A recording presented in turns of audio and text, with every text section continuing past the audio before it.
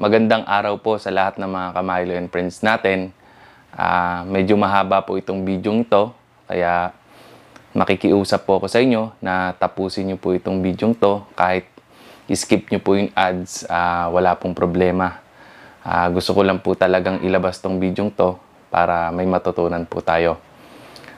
Unahin po natin kung gaano po ba kaimportante yung vaccination sa aso. Though alam ko na po yan mga Kamilo, nagkonsulta po tayo sa isang professional, sa ating trusted vet na kay Doc Marian, para malaman natin kung gaano ba ito kaimportante. So ito po ang ating video. Okay, usually, yung puppy, pagkapanganak, dinideworm, di ba? Apa. Tapos, importante na may bakuna din sila, parang baby na tao. Apa. So, yung usually ang binibigay 5-in-1. Apa, 5-in-1. Tapos may mga lumabas na rin na vaccine na 6-in-1 at saka 8-in-1. Apa, so, apa.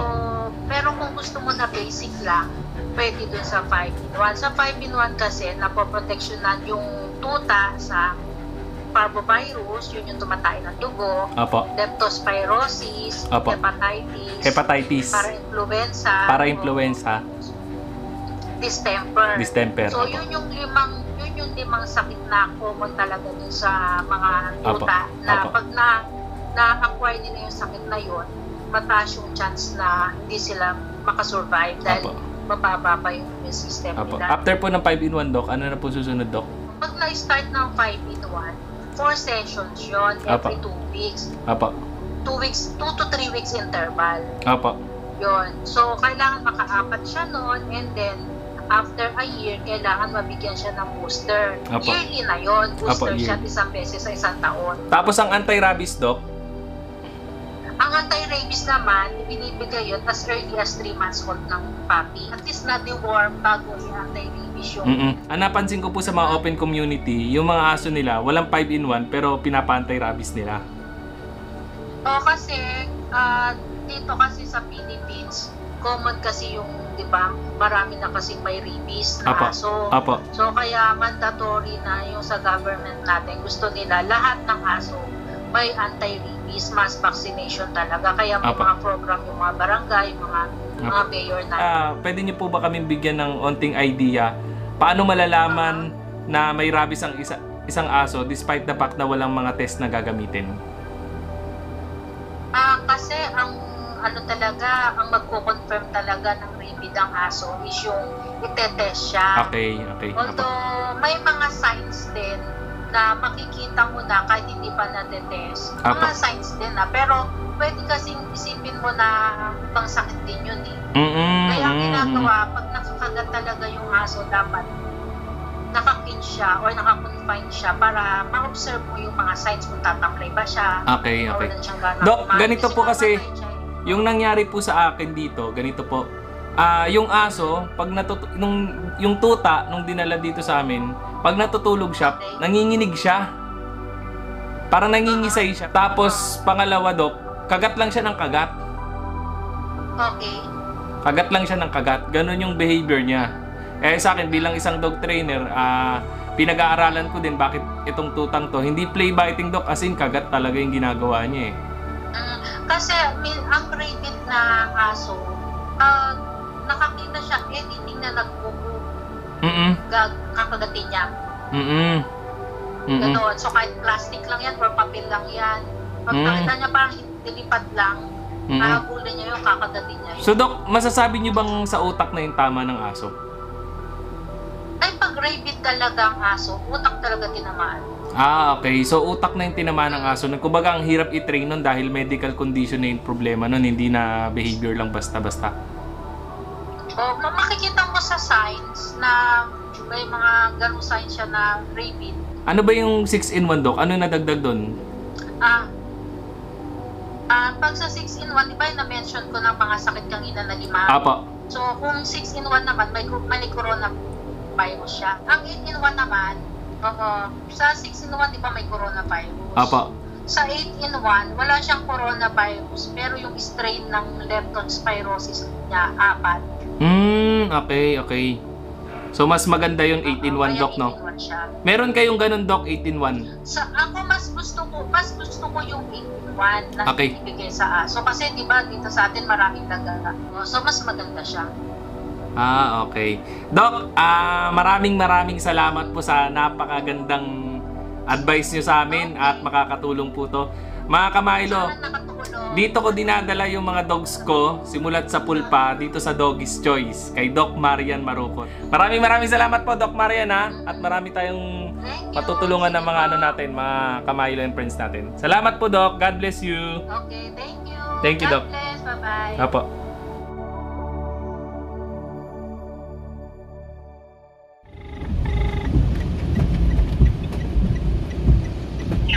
Hello ma'am, magandang hapon po. Ma'am, kamusta? Ano naman po, kaninang umaga, kinuha na namin yung mga ibang puppy sa mga adopters nila. Tapos, sinorender na namin dun sa event ng puppy. Ako, reason daw kasi sila kasi for 14 days. Kasi, merong dalawa sa kanila na nakagat. Opo. Pero yung isa, hindi naman kami sure kung si Kobe yung nakakagat. Pero kasi nag-share sila ng water bowl. Kaya, oo. Tsaka isa lang separate natin sila. Yung nanay din, at saka yung kapatid pa nila na adult na, nasa 6 pounds na din for observation. Ma'am, kasi kaming ano dito, mga kasama ko dito, pina-injectionan ko na po. Though naka-booster na, ay naka-vaccinated naman kami mga anti-rabies, pero nagpa-booster kami ma'am. Kasi ma'am, ito lang po sobrang ano ko lang talaga ma'am, totoong tao ko lang talaga ma'am sa lahat ng mga nakakasalamuha ko sa mga kliyente. Ipagpapaalam ko sana sa inyo ma'am, okay lang po ba, ang dami rin po kasi nagtatanong kung anong daw update kay Kobe Shark. Okay lang ba sa inyo kung iano natin para may share din tayong knowledge sa kanila? Kasi gusto kong may matutunan yung mga followers natin, yung mga kaibigan natin sa nangyari. Okay. Kung Kasi yung okay lang naman po, sir. lahanga po ako ma'am sa kabutihan nyo ma'am sa mga aso, di ba? Sabi ko nga di ba sa vlog, napapabayaan doon yung mga aso, kinuha nyo ma'am, tapos ginastusan nyo pa. Tapos binigyan nyo talaga ng time tsaka effort nyo. Kaya natutuwa ako sa inyo ma'am. Kaya sa tingin ko ma'am, hindi naman para mabash din kayo dito ng mga masugid na taga-suporta natin ma'am sa Milo and Friends. Okay lang po ba sa inyo ma'am? So i-disclose na nyo na may rabies. Ganon. Oo. Pati yung mga messages natin ma'am. Kasi dito makikita talaga nila na talagang binigay natin yung best effort natin sa aso. Hindi lang kayo, pati rin sa amin. Kita nyo naman. Kasi bihira din yung alam ng mga tao kung anong itsura ng mga atong may rabies diba? Para maging informed din sila. Pagdating ma'am dito sa gastos, gusto ko na rin sabihin dito, syempre sagot ko na to ma'am, walang problema dito, para tulong ko na lang din sa part nyo ma'am. Though na tayo, na kagat tayo lahat, di ba? Sagot ko na to para tulong ko na lang din sa part nyo ma'am. Sige po. Tsaka di ba binalik natin ma'am yung payment, kasi ayokong isipin nyo na si Tristan Huertas after lang sa business. Andito talaga yung puso namin sa ginagawa namin ma'am. Malaking bagay ito ma'am para sa mga kaibigan natin, kasi ang daming mga Kamilo and Friends natin na talagang ginagaya nila, sinusunod nila yung mga sinasabi natin. Kasi sa nakikita nila sa mga videos natin, reality talaga reality yung mga nilalabas nating video, talagang yun yung katotohanan. Kaya marami silang natututunan, di ba? Kumbaga pare-pares tayo na may mga natututunan. Ito pala mga sign na to, ganito, ganyan, di ba? Madaming nag-worry kasi madami kayong sakit. Don't worry ma'am, kompleto rin ako dito ng documents. Papakita ko rin sa vlogs natin para makita nila na hindi ako yung, kumbaga, bago ko tanggapin din kasi yung mga aso ma'am, pinag-aaralan ko Kaya lang, ang aminin man natin o hindi, buhay yung hinahawakan natin talaga. Kahit sinong tao, kahit veterinaryo nga, hindi magsasabi sa'yo na etong aso to, mabubuhay ko to, di ba? Diba? Kumbaga, kahit sino sa atin, walang magsasabi na itong asong to, mamamatayan, ganito, ganyan. Walang magsasabi ng ganun kasi Diyos lang nakakaalam kung kailan kukunin.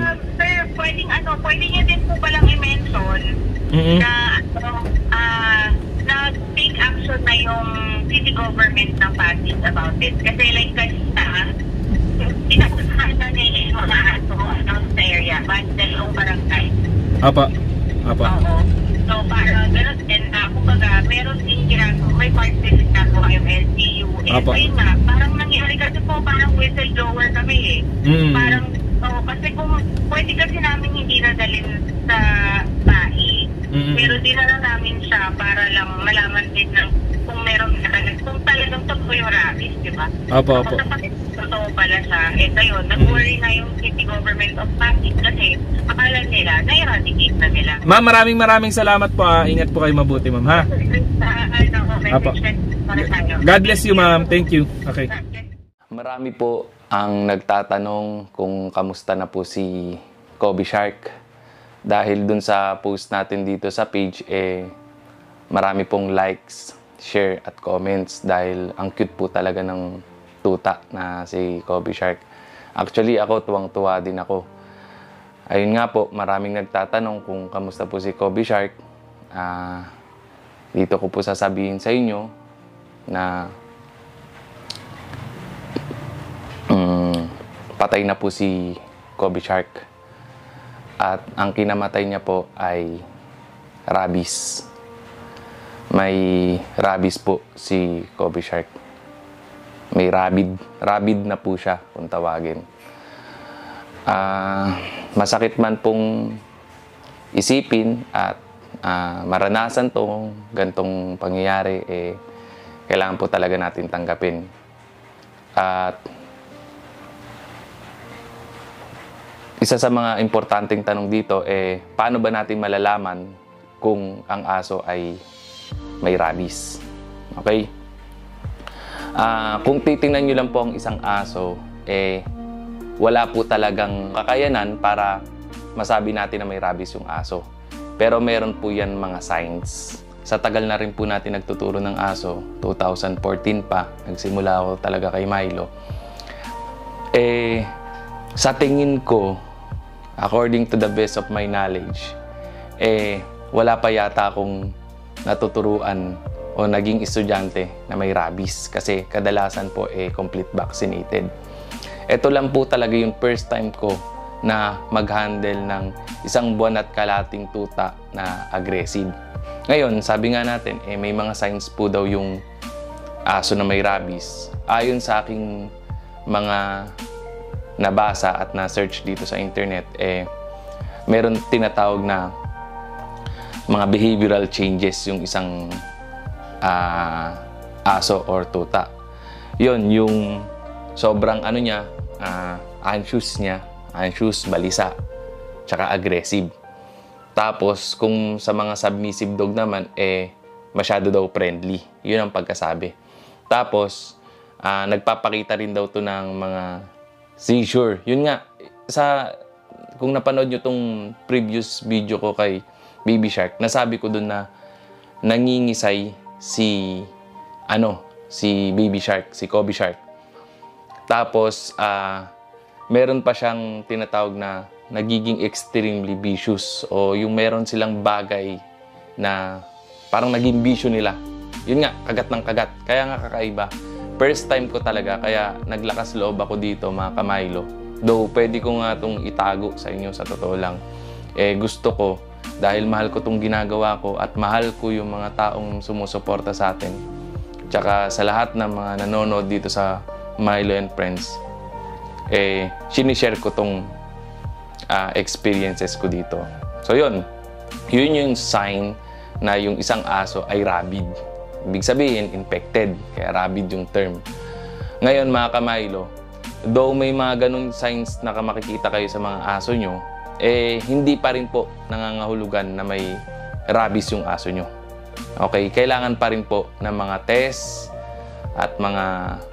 at kailangan natin ng veterinaryo para malaman talaga kung yung aso may rabies. Yung mga signs na yun, yun nga, hindi nangangahulugan na yung aso nyo ay may rabies. Nung napanood nyo yung video natin, nung unang-una kay Kobe Shark, after nung video yon, kinabukasan, mga ka-Milo, masamang balita, pagising ko, patay na po si Kobe Shark. Mamaya, dito sa last part na to, ipapakita ko po sa inyo yung kopya ng CCTV kung ano yung huling nangyari. So ayun mga ka-Milo, nung namatay, ibinalita ko kagad sa owner.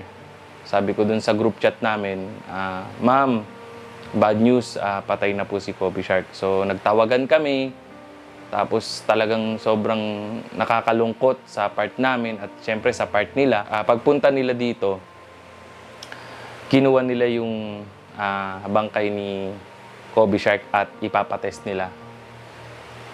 So para malaman kung ano talaga kinamatay ni Kobe Shark. Kasi nagtataka kami, bigla na lang namatay, wala namang nangyaring iba. Bukod sa kagat lang siya ng kagat. Kaya nga baby shark, Kobe Shark. Ayun, pagdating nung hapon, nag-message ito si ma'am sa group chat. At bad news, ito po yung ebidensya. Ito yung ebidensya na magpapatunay na positive po si Kobe Shark sa rabies. Rabid po siya, infected po siya. Nagpapasalamat po ako sa lahat ng nag-aalala sa akin, nagme-message sa akin, lalo na yung mga close friend ko, yung pamilya ko, dahil nga nakagat kami ng asong may rabies. Ipapakita ko po dito yung ebidensya na complete vaccinated po ako. Ito po. Ayan mga ka-Milo, ito po yung record ko. Actually, sobrang dami ko ng beses nakagat ng mga aso dahil ito nga po yung mahal nating trabaho. Ayan, 2017. Isa to sa mga panahon na medyo nakagat ako na malala. Malala yung pagkakagat sa akin ng aso. Nagpa-complete vaccine kagad ako. So, tapos nung 2017 ulit, ayan, nung 7/4/17, nakagat ulit ako. Ayan. Tapos nung 2018, nakagat ulit ako. Usually, mga ka-Milo, okay, say, ano lang natin, focus natin. Ayan. Pag nakakagat ako, booster na lang.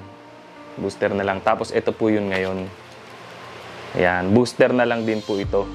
Para, ang sabi sa akin ng doktor, pag booster daw, binubuhay yung anti-rabies sa katawan mo na na-inject sa'yo. Ayan, nagpapasalamat po ako syempre sa City Government of Antipolo kay Mayor Andeng Inares. Maraming salamat po, lalong-lalo na sa City Health Office ng Antipolo na mabilis na aksyon, napakabait po nila at napakagalang. Maraming salamat po sa pagsuporta din po sa Milo and Friends. Yan mga ka-Milo, tinawag na natin yung mga pinakakasama ko talaga dito sa loob ng ating tahanan. Si Mark, si Bong, Jester, at si Majo. So, ito yung vaccine record ni Mark. Ayan, lapit mo sa camera, Mark. Yan. Vaccine record ni Bong. Yan, ito yung vaccine record ni Bong. Medyo hindi lang nag-focus. At yung vaccine record naman ni Majo, wala. Ayan mga ka-Milo, kung mapapansin nyo sa amin, lalo na kaming tatlo, except si Mark. Si Mark kasi assistant po ito. Nagpapalaki po talaga kami ng mga katawan dahil ito po yung trabaho namin para mas malakas po kami. Tsaka kompleto po kami ng mga vitamins. So ayun, humihingi rin ako ng dito, public apology na rin sa prank na ginawa ko kay Bong dahil ayun, pinakagat ko siya. Ayun, sorry Bong, sorry. Okay lang. Alam niyo kasi mga ka-Milo, kami talaga solid kami magkakasama. Noon pa, hindi pa kami mga dog trainers, mga kababata ko tong mga to. Yung prank na yun talagang biruan lang namin. Yung matagal na namin ginagawa yung off-cam kasi nga complete vaccinated naman kami at sanay naman kami sa mga kagat talaga ng aso. Noon pa, ngayon lang talaga kami medyo na-alarma dahil rabid po si Kobe Shark at talagang kinalulungkot po namin yun. Humingi rin kami ng pasensya sa dog owner. We stand in good faith. Talagang 100% yung puso't isipan namin talaga nandito sa ginagawa namin. Humingi kami ng pasensya dahil namatay yung aso. Pero alam namin, alam ng Diyos na wala po kaming kasalanan doon. We did our best. Talagang, ayun po. Bong. Oo nga, kasi talagang magkababata na kami nito nila Sir Tristan tsaka ni Madjo, tinatawa ng tawa.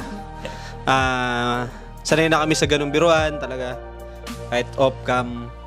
Si Sir Tristan talagang ano yan, mabait yan since 5 years na kami mag-asama niyan. Wala pa kami Basta. 5 years na talaga kami niyang mag-asama. Tapos hanggang ngayon nawala kami sa sa barangay. Nandito pa rin kami, magkakasama pa rin kami.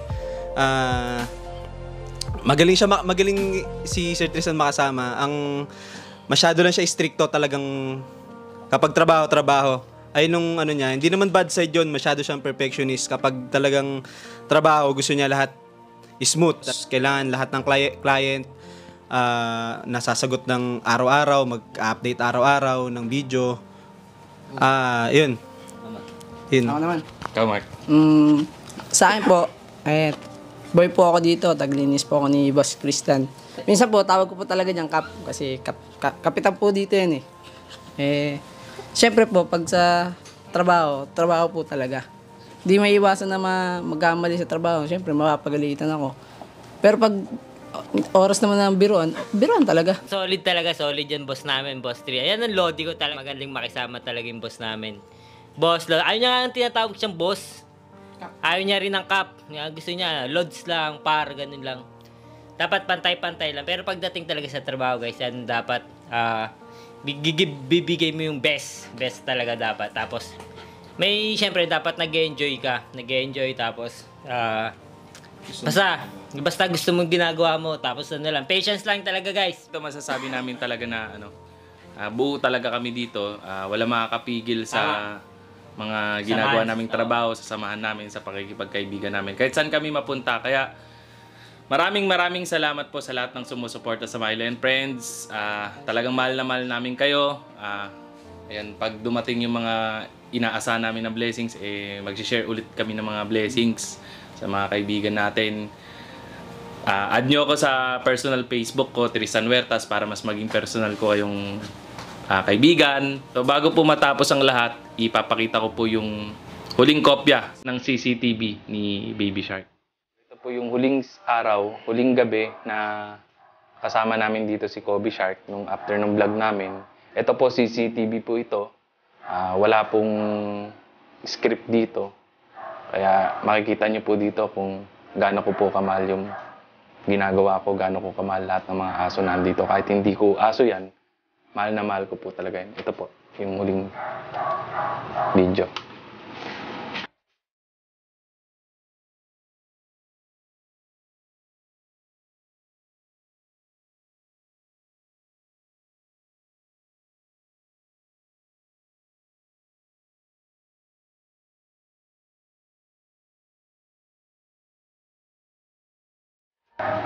Yan na po yung huling gabi na nakasama ko si Kobe Shark na buhay pa.